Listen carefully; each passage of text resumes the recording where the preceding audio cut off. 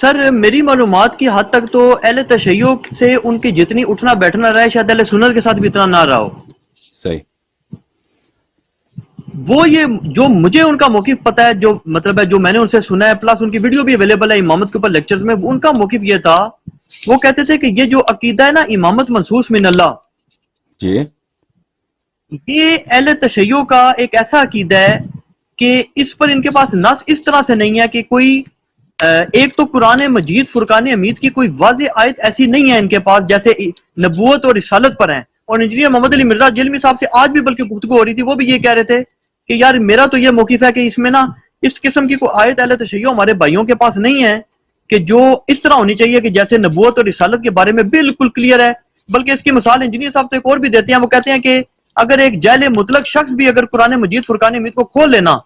تو وہ یہ چیز کلیئرلی سمجھ سکتا ہے خود، بغیر کسی مفتی کے، عالم کے، محدث کے، آپ جیسے کسی مناظر کے سمجھانے کے کہ بھائی نبوت ایک چیز ہے، ایک رسالت چیز ہے، اور یہ نبی ہوتا ہے، ایک عہدہ ہے. لیکن وہ کہتے ہیں کہ جو یہ امامت منصوص من اللہ کا عقیدہ ہے نا، یہ نہیں سمجھ آتا ہے ایک عام شخص کو نا. اور ایک دوسری چیز یہ ساکھ صاحب ایک دعویٰ کرتے تھے، یہ دعویٰ کرنے کی پوزیشن میں نہ میں ہوں نہ انجینئر محمد علی مرزا، کیونکہ ہم تو سچی بات ہے کہ اس معاملے میں جہل مطلق ہے. نہ صرف میں ہوں بلکہ انجینئر محمد علی مرزا صاحب کا بھی اس میں زیرو نالج ہے، صاف سی بات ہے. تو اسحاق صاحب نے البتہ کتابیں کھنگال دی تھیں، پورے دفتر پڑھ لیے تھے جو ان کے شاگرد بھی بتاتے ہیں، جو وہ خود بھی بتاتے تھے. اور وہ کہتے تھے کہ میری معلومات کے مطابق، یعنی مفتی اسحاق کی معلومات کے مطابق، اہل سنت تو چھوڑ دیں، اہل تشیع کی کوئی ایک صحیح سند روایت بھی ایسی نہیں ہے جس میں ائمہ اہل بیت علیہم السلام کے باقاعدہ نام یا ان کی امام منصوص من اللہ ہونے کا ذکر ہو. تو اس پہ میں نے بھی ان سے اعتراض کیا تھا کہ یہ بڑی عجیب سی آپ مفتی صاحب بات کر دیتے ہیں. آپ اگر یہ بات کر دینا کہ اہل سنت میں نہیں ہے تو پھر تو سمجھ آتی ہے. لیکن وہ کہتے تھے یار یہ بات میں نے زندگی گزر گئی، ابھی یہ وہ ایگزیکٹ ان کے الفاظ نہیں ہوں گے، اللہ تعالیٰ معاف فرمائے میں غلط کہہ رہا ہوں گا، لیکن اب ظاہر وقت گزر گیا ہے، لیکن اسی قسم کا مفہوم میں بیان کر رہا ہوں کہ وہ کیا کرتے تھے کہ مطلب ہے زندگی گزر گئی ہے، نہیں ہے ان کے پاس. پھر مجھے یاد پڑتا ہے کہ انٹرنیٹ پہ نا ایک بھائی ہوتے تھے نادر زویری، پتہ نہیں آپ کا ان سے رابطہ ہے یا نہیں، ریوائونگ الاسلام .com کے نام سے ان کی ویب سائٹ تھی. نادر زویری نام کے بھائی تھے اور ان کی ویب سائٹ تھی ریوائونگ الاسلام .com نا. تو وہ اہل تشیع سے کچھ حد تک، جسے آپ کہہ سکتے ہیں نا کہ کسی حد تک وہ اختلافات بھی رکھا کرتے تھے نا، یہ علم حدیث کے حوالے سے، یا جو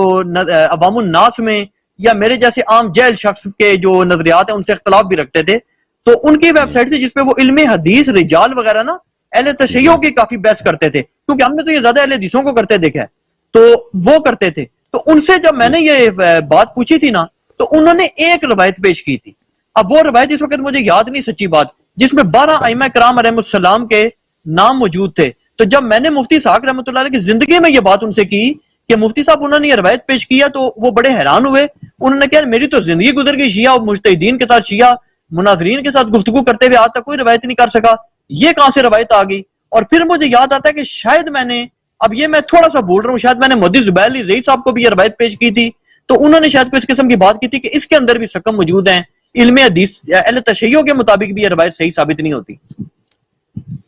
یہ آپ ذرا فون مجھے اس کا کوئی پتہ نہیں ہے، کیمرہ دور میں اس میں جہل مطلق ہوں سر.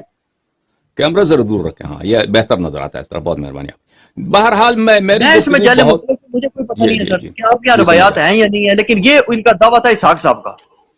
کہ شیعوں کے پاس اس طرح کی حدیث نہیں ہے جو مسئلہ امامت پہ ہو، یہ صرف آپ کے گروپ کی سے سنائی دے رہا ہے. یعنی جو مشہور معروف جو لوگ ہیں جنہوں نے مذہب شیعہ پہ اعتراض کیا ہے، محدث دہلوی نے تحفہ اثنا عشریہ لکھا ہے، اللہ آپ کا بھلا کریں، ابن تیمیہ نے منہاج السنہ لکھا ہے، اور اس طرح کے جو آج کے دور میں جو مختلف وہابی علماء ہیں شیعوں کے خلاف، انہوں نے بہت ساری کتابیں لکھیں.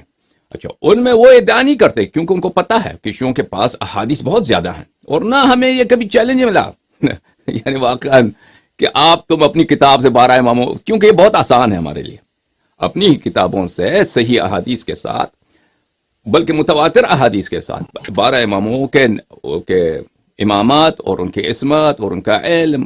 یہ ان کی وراثت، یہ ثابت کرنا بہت آسان ہے ہمارے لیے کیونکہ اس کے احادیث بہت زیادہ ہیں. تو مجھے تعجب ہے کہ مولوی اسحاق صاحب یہ کیسے ادعا کر سکتے ہیں کہ شیعوں کے پاس حدیث نہیں ہے، کیونکہ ہماری کتابوں میں حدیث بہت زیادہ ہے. ایک دفعہ نے آپ نے یہ کہا تھا نا، یہی بات تو میں نے آپ کے فیس بک پہ میں نے آپ کے سوال کے جواب میں ایک کتاب ہے، بھلے اثبات الہداتی بالنصوص والمعجزات، اثبات الہدات ائمہ طاہرین ہادیوں کا اثبات کرنا نص اور معجزے کے ساتھ. تو اس کتاب کے صرف میں نے کچھ فہرستیں آپ کو دکھائے تھے، ابواب چیپٹرز کے نام،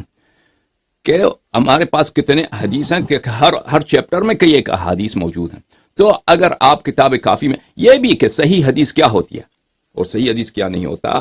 یہ بھی کوئی مسلم بات قرآنی آیت یا قرآنی یہ روایت سے تو ثابت تو نہیں ہے کہ نص سے ثابت ہو. یہ خود مسئلہ متنازع فی ہے کہ صحیح حدیث کیا ہے اور ضعیف حدیث کیا ہے، کس چیز سے حدیث صحیح بنتے. بہرحال ہمارے پاس یہ بات متواتر ہے، یعنی اگر کسی وقت آپ جاننا چاہیں اسی موضوع پر تو ہم آپ اپنے کتب سے جو اصطلاحی صحیح حدیث ہے جو مشہور و معروف ہے کہ مثلا روایت سب ثقات ہوں، توثیق شدہ ہوں اور اس میں کوئی انقطاع نہ ہو، تو اس لحاظ سے بھی دیکھیں تو ہمارے پاس بہت زیادہ ہے. اور اگر اس سے بڑھ کر کہ ایسے احادیث جو قطعی الصدور ہوں، ان میں ایسے قرائن ہوں کہ قطعی الصدور ہوں، تواتر کے لحاظ سے مثلا ثابت ہو یا کوئی اور ایسے شواہد و قرائن ملیں کہ قطعی الصدور، دونوں لحاظ سے ہم اس آپ کو دکھا سکتے ہیں کہ ہم اس احادیث کے ہمارے مذہب میں کوئی کمی نہیں ہے. بات رہی کہ قرآن مجید میں، کہ قرآن مجید فرقان حمید میں ایسی بات ہو کہ اس سے امامت ثابت ہو جائے. دیکھیں یہ ابھی میں آپ کی خدمت میں عرض کروں کہ میں نے قرآن مجید کے متعلق میرے بہت ساری تقریرات ہیں عربی زبان میں اور فارسی زبان میں، لیکن اردو زبان میں میری کوئی شاید تقریر نہیں ہے. یہ ایک مولوی صاحب بھی صاحب اس بات کو شاید انہوں جانتے ہیں، اب مجھے نہیں معلوم، دنیا سے گئے، ان کو اس بات پہ توجہ رکھتے تھے، ان کے نوٹس میں تھا نہیں تھا کہ یہ شخص کہ آپ مجھے قرآن سے کوئی آیت دکھائیں کہ جس میں 12 اماموں کے نام موجود ہوں. اس کے کئی ایک جواب ہیں. ایک جواب ہمارا یہ ہے کہ تم اپنے فرقے کے روح سے تم عدم نقصان قرآن پہلے ثابت کرو. آپ جو مولوی صاحب کا جو فرقہ ہے، آپ لوگ جو اپنے آپ کو اہل سنت و جماعت کہتے ہو، جو ابو بکر عمر عثمان اس کی خلافت پہ ہم سے اختلاف ہے، آپ اپنی مذہب کی روح سے پہلے قرآن کی عدم نقصان کے قرآن میں سے آیات نہیں کٹے گئے اس کو ثابت کریں، کیونکہ ہمارے پاس بے تحاشا بخاری مسلم اور دور جانے کی بات بھی نہیں ہے، جو آپ کے نزدیک اجماعی ہے اس کے روح سے ہم ثابت کریں گے آپ کے لیے کہ قرآن بہت ناقص ہے آپ کے مذہب کے روح سے. اور یہ بھی نہیں کہ گڑبڑ کر کے، یہ بھی نہیں کہ ہم یہ مثلا یہ خطابت کے ذریعے سے اور ایسے احادیث کا غلط ترجمہ کر کے، نہیں، واضح الفاظ جو آپ کے وہ جو معزز صحابہ ہیں، عمر ہیں، عائشہ ہیں، عثمان بن عفان ہیں، عبداللہ بن مسعود ہیں، ان کے کلمات کی روح سے ہم آپ کو دکھائیں گے قرآن بخاری مسلم سے، یعنی اکثر قرآن ضائع ہو چکا ہے. یہ شاید آپ کو دجکا لگے کہ یہ کیسے ہو سکتا ہے، یہ بخاری مسلم سے یہ شیعہ کیسے، میں آپ کے لیے ثابت کر دوں گا، لیکن اس کے لیے وہ وقت چاہیے،